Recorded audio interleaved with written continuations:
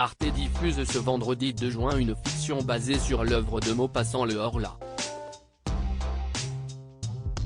Faut-il regarder l'adaptation de cette célèbre œuvre littéraire? Notre avis. Arte propose ce vendredi 2 juin la diffusion d'une adaptation d'un classique de la littérature française, Le Horla. Quand Maupassant l'écrit en 1886, il est lui-même aux prises avec des troubles psychiatriques. La nouvelle, très moderne pour la fin du XIXe siècle, est un formidable terreau fertile pour aborder le sujet de la maladie mentale et de la solitude des humains dans un monde post-Covid. De quoi parle Le Horla? Arte. Damien, Nadia et leur fille Chloé viennent d'arriver à Tours. Ils ont quitté Paris pour une nouvelle vie, une meilleure vie, dans laquelle Nadia obtient le poste de ses rêves au sein de l'Institut de recherche Rivière. Damien est graphiste dans l'événementiel et a négocié d'être exclusivement en télétravail. Mais dans leur nouvel appartement baigné de lumière qui donne sur les rives du Cher, il entend des bruits la nuit.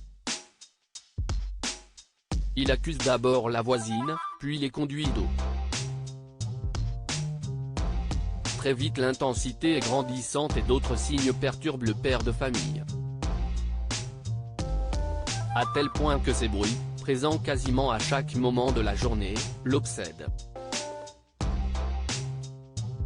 Il ne peut plus travailler, perd très rapidement son sang-froid et Nadia, qui vient d'apprendre qu'elle est enceinte, est très inquiète. Que vaut l'adaptation du Horla?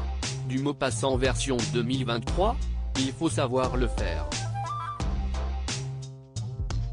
Et si est-il là que la réalisatrice Marion Dessaigne-Ravel montre tout son talent dans une transposition intelligente qui brille par ses subtilités. Utiliser le télétravail comme une base de huis clos en est un exemple. Dans cette fiction post-Covid, l'immeuble est en lui-même un personnage et est traité comme tel dans des plans inquiétants.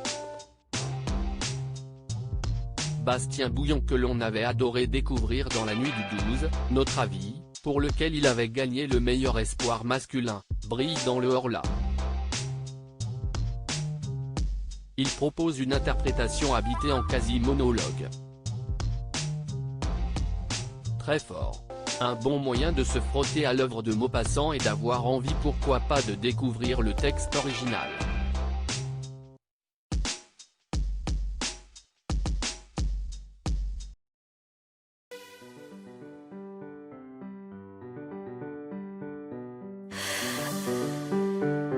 The